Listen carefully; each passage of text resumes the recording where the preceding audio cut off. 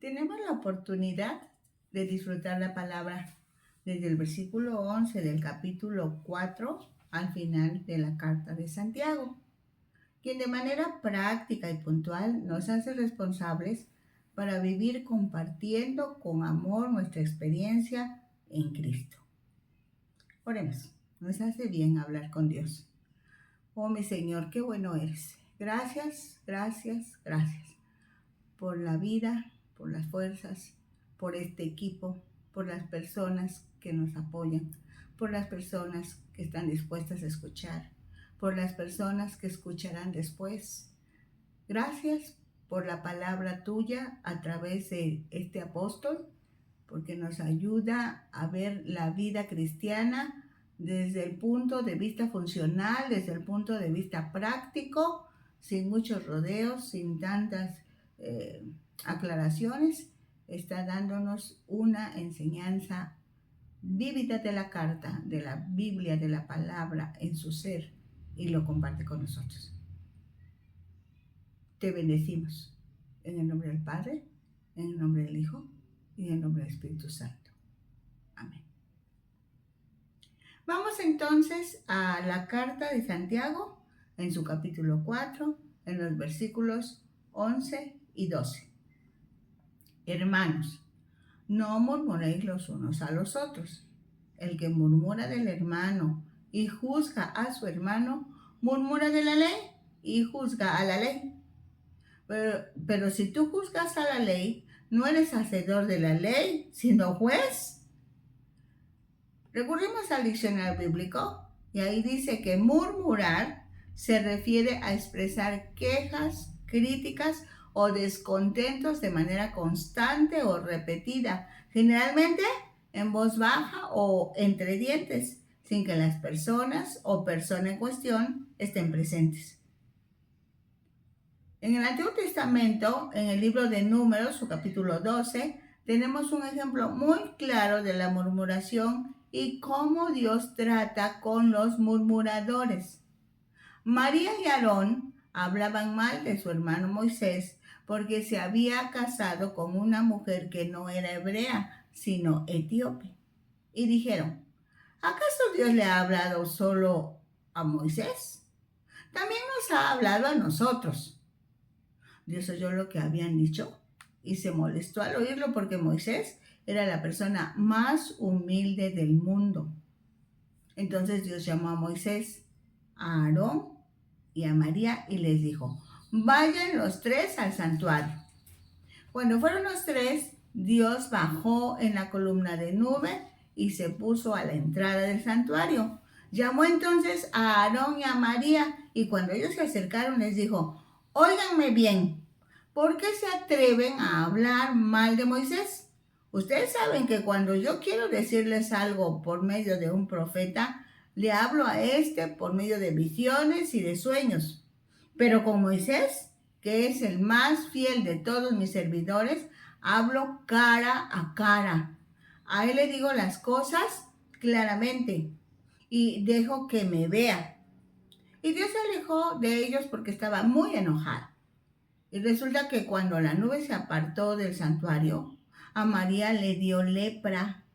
La piel se le puso blanca como la nieve. Cuando Aarón vio a María, le dijo a Moisés, perdónanos por favor y no nos castigues por este pecado. Lo que hicimos fue una tontería. La piel de María está deshecha, como la de los bebés que mueren antes de nacer. Por favor, pídele a Dios que no la deje así. Entonces Moisés le pidió a Dios que sanara a María y Dios le contestó, si su padre le hubiera escupido en la cara, sería tal su vergüenza que ella tendría que quedarse 7 días fuera del campamento. Pues bien, ese será su castigo. La murmuración tiene consecuencias. Cuidado con la murmuración. Si hemos murmurado, reconozcamos, arrepintámonos, confesemos ese pecado y procuremos no volver a murmurar. Esto es en serio. Dice el versículo 12. Uno solo es el dador de la ley, que puede salvar y perder. Pero tú, ¿Quién eres para que juzgues a otro? En el Evangelio encontramos la siguiente expresión: no juzguéis para que no seáis juzgados, porque con el juicio con que juzgas seréis juzgados, y con la medida con que medís os será medido. Está en Mateo 7, 1 y 2. En el Evangelio Jesús resume la ley en amar a Dios y al prójimo. Otra vez Mateo 22, 37 al 40. Más tarde, Pablo dice que el amor que se le muestra a nuestro prójimo satisface ampliamente la ley. Romanos 13, del 6 al 10. Por lo que la afirmación cuando se juzga, se está juzgando o calificando la ley de Dios. Eso quiere decir, cuando juzgamos, no amamos. Por lo anterior, cuando estemos a punto de criticar o murmurar a alguien, recuerda la ley del amor de Dios y expresa algo bueno en lugar de lo que pensamos mal, ya que al decir algo de bien a otros, lo librará de la tendencia de hallar faltas en los demás y aumentará la capacidad de obedecer la ley de Dios. No murmuremos. Ahora vamos de los versículos 13 al 17. Vamos ahora, los que decís, hoy mañana iremos a tal ciudad y estaremos allá un año y traficaremos y ganaremos. Bueno, no sabéis lo que será mañana. ¿Por qué? ¿Qué es vuestra vida? Ciertamente es neblina que se aparece por un poco de tiempo y luego se desvanece. En lugar de lo cual deberías decir, si el Señor quiere, viviremos y haremos esto o aquello. Cuando hacemos planes sin consultar a Dios, en primer lugar es jactancioso, como si nosotros pudiéramos controlar el tiempo. Pero realmente Dios es el que controla las circunstancias que nos rodean en la vida. Ahora bien, recordemos que la vida aquí en la tierra realmente es corta. Cada día vivamos para Dios. Dice el versículo 16, pero ahora os jactáis en vuestras soberbias. Toda jactancia semejante es mala y al que sabe hacer lo bueno y no lo hace, le es pecado. Así que pecar no es solamente cometer malas acciones, sino también dejar de hacer lo que Dios quiere que hagamos. Así es pecado mentir. También puede ser pecado saber la verdad y no decirla. Es pecado hablar mal de alguien. También es pecado despreciarlo cuando sabemos que esa persona necesita nuestra amistad. Entonces, estemos dispuestos a ayudar según nos guíe el Espíritu Santo.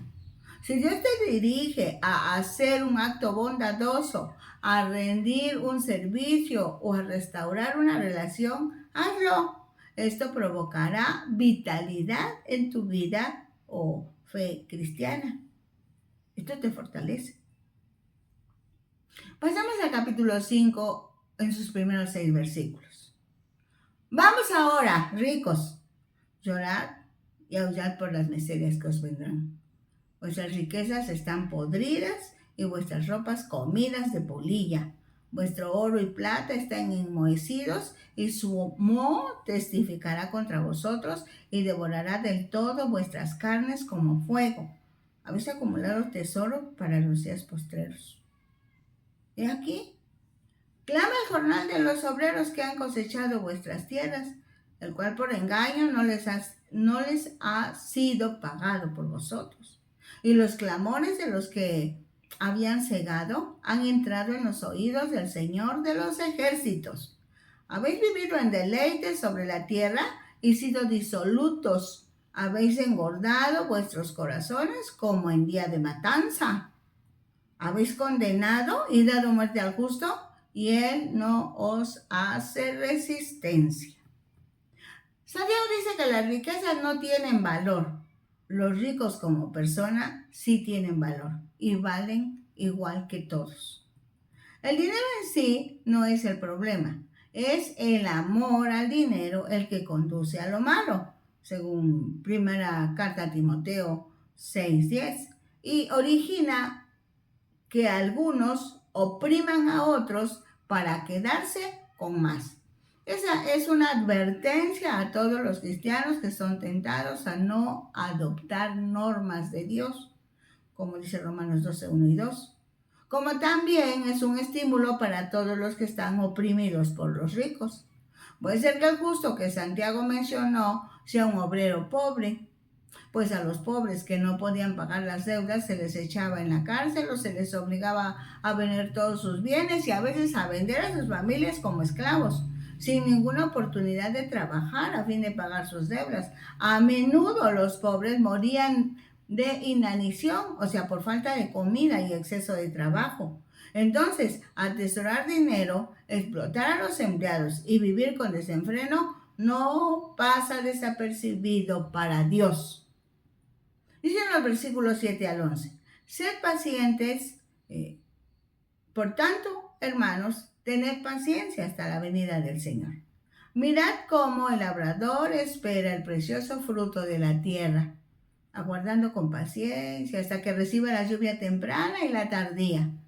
Tened también vosotros paciencia y afirmar vuestros corazones, porque la venida del Señor se acerca. Cuando alguien siembra, de acuerdo al tipo de planta, tiene que esperar un tiempo determinado para que se dé la germinación, para que crezca, para que florezca y por fin llegue el fruto. No puede alterarse ese proceso, pero tampoco se cruza de brazos. Se necesitan muchos trabajos hasta que se tenga una buena cosecha.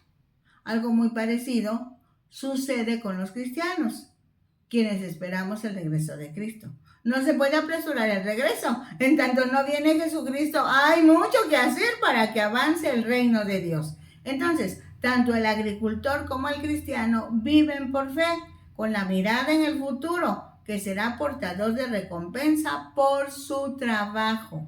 Ahora bien, los cristianos debemos trabajar con fidelidad en la expansión del reino, porque el rey vendrá cuando el tiempo de la cosecha haya llegado. Hermanos, dice el versículo 9, no os quejéis unos contra otros, para que no seáis condenados. Aquí el juez está delante de la puerta. Hermanos míos, tomad como ejemplo de aflicción y de paciencia a los profetas que hablaron en nombre del Señor. Y aquí tenemos por bienaventurados a los que sufren. ¿Habéis oído de la paciencia de Job? ¿Y habéis visto el fin del Señor? Que el Señor es muy misericordioso y compasivo.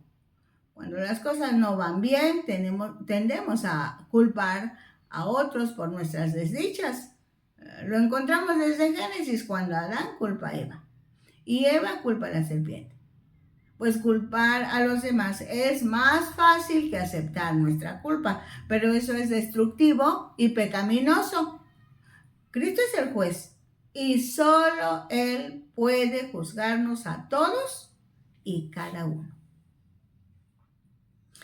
Dice el versículo 12, pero sobre todo, hermanos míos, no juréis ni por el cielo, ni por la tierra, ni por ningún otro juramento, sino que vuestro sí sea sí y vuestro no sea no, para que no caigáis en condenación. En la antigüedad, el juramento era un intento de involucrar el carácter y la autoridad de Dios para respaldar un reclamo o una promesa. Hasta nuestros días se invoca el nombre del Señor para darle fuerza a algo sin importancia. Santiago dice que debemos ser honestos en lo que decimos y que después de un juramento, cualquier fallo en cumplir nuestra palabra deshonra a Dios, no solo a nosotros. Dice en los versículos 13 al 18, ¿está alguno entre vosotros afligido? Haga oración. ¿Está alguno alegre? Cante alabanzas. Esta es una instrucción precisa para los miembros de la iglesia. En todos los casos, debe permanecer la comunión con Dios. ya sea por la oración intercesora o por las alabanzas pronunciadas. ¿Está alguno enfermo entre vosotros? Llame a los ancianos de la iglesia y oren por él, ungiéndole con aceite en el nombre del Señor. Y la oración de fe salvará al enfermo, y el Señor lo levantará, y si hubiere cometido pecados, le serán perdonados. Confesaos vuestras ofensas unos a otros, y orad unos por otros, para que seáis sanados. La oración eficaz del justo puede mucho. Santiago dice algo muy importante: es probable que la raíz de la enfermedad sean las ofensas del que las hizo y del que las recibió. Así que recomienda la confesión de pecados ante los individuos que han sido injuriados por ellos. Es aquí donde destaca la oración del justo. Seguramente se refiere a la oración seria, con fervor y sobre todo con fe. El enfermo debe tomar la iniciativa. El enfermo debe llamar a los ancianos de la iglesia. Otra forma de expresarlo es a los oficiales, a los que representan a la autoridad en la iglesia. Esas personas son gente madura espiritualmente, que disciernen cada situación. Se entiende que son personas de fe y oración. Es bueno recordar que el aceite es un símbolo del Espíritu Santo.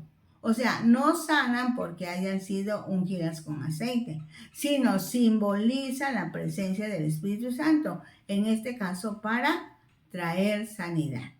Veamos, el enfermo debe manifestar su fe al llamar a los ancianos o quienes representen autoridad.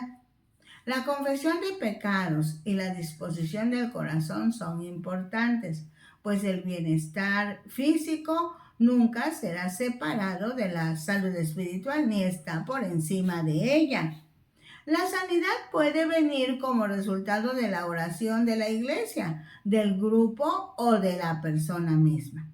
La unción con aceite es una acción profética por la que se declara que dependemos del ungido, Cristo Jesús, cuyo poder es ministrado por la acción del Espíritu Santo en nuestro medio. Dice el versículo 17: Elías era hombre sujeto a pasiones semejantes a las nuestras, y oró fervientemente para que no lloviese, y no llovió sobre la tierra por 3 años y 6 meses. Y otra vez oró, y el cielo dio lluvia, y la tierra produjo su fruto. Como bien sabemos, a pesar de su grandeza, Elías sufrió y estuvo sujeto a las mismas sensaciones y flaquezas que todos experimentamos. La oración eficaz, la que produce milagros, no es un privilegio de unos pocos, como los apóstoles y los profetas. Todos los creyentes pueden orar unos por otros, con los mismos resultados, más ahora que Jesucristo, el Hijo de Dios, vino al mundo, murió y resucitó. Vamos a los versículos 19 y 20 de Santiago 5. Hermanos, si alguno de entre vosotros se ha extraviado de la verdad y a alguno le hace volver, sepa el que haga volver al pecador del error de su camino, salvará de muerte un alma y cubrirá multitud de pecados. Santiago se vuelve de una discusión sobre la enfermedad física para considerar la enfermedad espiritual, instando a la restauración de los que se han extraviado. Cuando dice entre vosotros, sugiere que quien ha pecado es un miembro de la iglesia. Además, la frase le hace volver del error de su camino no se limita al sentido de volverse del pecado a Dios, sino a la experiencia del regreso a Dios después que un cristiano ha caído en pecado. Es algo más. No se refiere de volverse a Dios, ¿no? Volverse del pecado a Dios, dejar el pecado y venir a Dios. No solo a eso se refiere. Se refiere a la experiencia del regreso a Dios después que un cristiano ha caído en pecado. Que entonces es diferente, pero en términos generales incluye sentimiento de culpa, vergüenza, soledad, crisis, hasta llegar humildemente ante Dios Padre en el nombre de Jesús, arrepentido, confesando pecados, pidiendo perdón, buscando la comunión con Dios nuevamente, disfrutando la restauración que solo en Cristo puede conseguirse. Una persona puede extraviarse de la verdad del Evangelio tanto en su conducta como en la fe o en ambas, ya sea en lo doctrinal o en lo moral. Descarriarse equivale a un serio abandono del modo de vida cristiana, pues la verdad y el error son mutuamente excluyentes, y una persona camina en la verdad de Dios o en el error de su propio camino. Como el que se descarrió es un cristiano, la muerte y la separación de Dios a causa de los pecados. Esto es muy peligroso porque si le sorprende la muerte física sin reconciliarse con Dios, las consecuencias pueden ser muerte espiritual, o sea, separación de Dios por la eternidad. La palabra cubrirá es una expresión que se conoce como hebraísmo, o sea, son modismos, modos de hablar de los hebreos, que significa perdonar, pasar por alto, o sea, al apoyar a su hermano para conseguir su reconciliación con Dios, la restauración se procura perdón, trayendo al que se ha apartado al arrepentimiento y a la confesión de pecados. Esto es muy interesante. Nosotros traemos a nuestro hermano y entonces él es perdonado, él es restaurado y Dios, que es bueno, cubre sus pecados, los perdona. Así que si alguien ayuda a su hermano a regresar arrepentido pidiendo perdón a Dios, ha realizado un excelente trabajo. Eso es mucho mejor que murmurar o juzgar a nuestros hermanos. ¿Qué forma tan práctica y puntual de vivir la nueva vida en Dios? No cabe duda que Santiago, para este momento de su vida, había conocido y experimentado el poder de Dios en su vida y en la vida de muchos más. Revisemos, evaluemos nuestro diario proceder. Es la mejor forma de compartir con amor y en amor nuestra experiencia en Cristo. Lo repito, revisemos, evaluemos nuestro diario proceder, porque es la mejor forma de compartir en amor y con amor nuestra experiencia en Cristo. Eso es lo que Pablo intentó transmitirnos y nosotros a ustedes. Vamos a pedirle a Dios que esta forma de vida sea lo común entre los que nos llamamos hijos de Dios por la fe en Jesucristo. Señor, muchas cosas en nuestro actuar diario a veces las pasamos desapercibidas.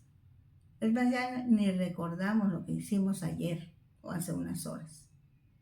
Pero en este momento, tú quieres que nosotros, ayudados por el Espíritu Santo, porque el Espíritu Santo, entre sus funciones es que nos enseñará si no sabemos y luego nos recordará si ya lo sabemos todas las cosas. El Espíritu Santo está aquí para aplicar la palabra.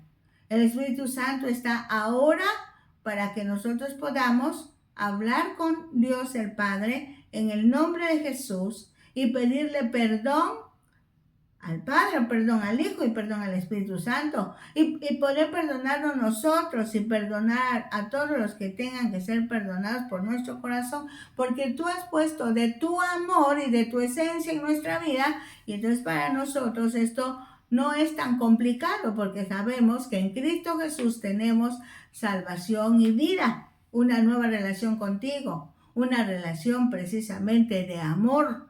y la compartimos con los demás, igual que nos amen o nos desprecien, igual que estén con nosotros o que nos abandonen, igual que nos feliciten o que nos divulguen cosas indebidas. Les amamos, les perdonamos y te suplicamos que juntos un día podamos servirte en amor y con amor. Ayúdanos, Señor. Es tu amor en nosotros. Es Cristo en nosotros la esperanza de gloria. Bendito seas, mi Señor. Gracias, gracias por esta palabra. Gracias, Señor. Gracias.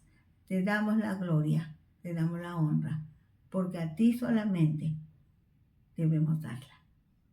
Amén. Les invitamos a sintonizar Ventana Virtual Radio Cristiana, la señal que edifica. Están uniéndose varias emisoras cristianas por internet para que el mundo pueda conocer el Evangelio de Jesucristo. Estos materiales, ya saben, los encuentran en Facebook, disfrutando la palabra, en YouTube, con el nombre de Rosa Adela Hernández. Gracias, porque estamos revisando y sí, hay muchas personas que están ya entrando a este nuevo canal. A las que están inscritas en el canal anterior les suplicamos que se suscriban al nuevo canal para que podamos cerrar el otro canal. Gracias. Bendiciones.